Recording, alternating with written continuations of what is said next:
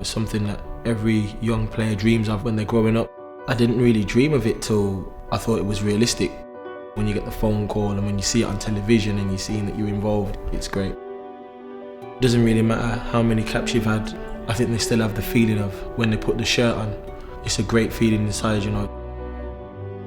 I've always wanted to play for England ever since I've played football from 4, 5, 6, but when I thought it might become a reality is when the back end of my first season at Arsenal, and to be in the under-21 squads was still a massive deal for me at that time, and to be called up for the seniors was a dream come true.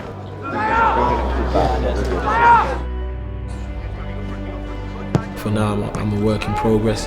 I understand I'm not a complete player, and you know I'm gladly doing the work because I understand I need to improve.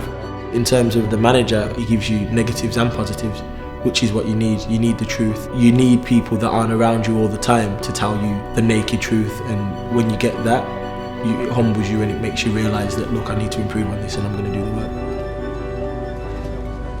I found out on the day of the game that I was going to play, so I didn't really have time to be in a certain mental state. It was great to see that I'd be in the starting 11 because I've never had the opportunity to start for England before. You get underneath the tunnel and you go underneath the stadium and you see the fans to the left and you're thinking, wow, the fans are here, they're making a bit of noise. To go in the dressing room, I saw my sleeve. Yeah, I just couldn't wait to put it on, to be honest. You have to love the pressure, you have to want the pressure, you have to understand that to be successful you have to deal with it, you have to embrace it. Welcome to you all to Wembley Stadium for an international between England and the Republic of Ireland. Tonight's England lineup shows 6 changes from the last game. Danny Sturridge gets his first England start on the back of an excellent second half of the season. 22 years since the two nations met at the old Wembley. 28 years since England last defeated their opponents tonight. The persistent there from Daniel Sturridge.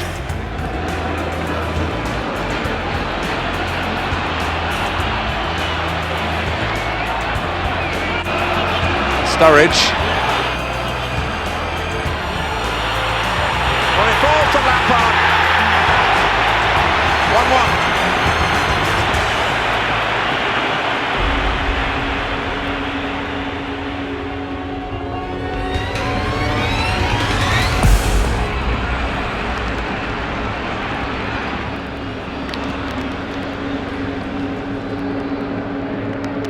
Will Daniel Sturridge be travelling to Brazil, or is he ruled out of that game, Roy?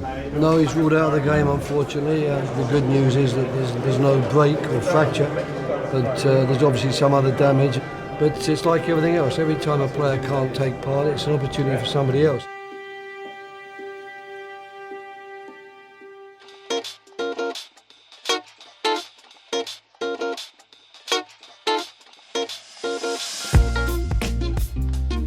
It's an amazing country, especially Rio. The city is unbelievable, and our hotel's just over the other side of the road, and I've been looking out my window onto the beach and people are on here playing until 9 o'clock at night. You know, I've seen people playing in the street. They're very experimental and a lot of flair, and it does make you want to try stuff. They're just doing it for a laugh, yet their tricks and their skills are probably a lot better than a lot of professional footballers. My dad played for England and he was a footballer, and in my eyes he was just my dad, he was no one special. So I thought, you know, if he can do it, why can't I do it? So, you know, that's just being young and naive, I guess.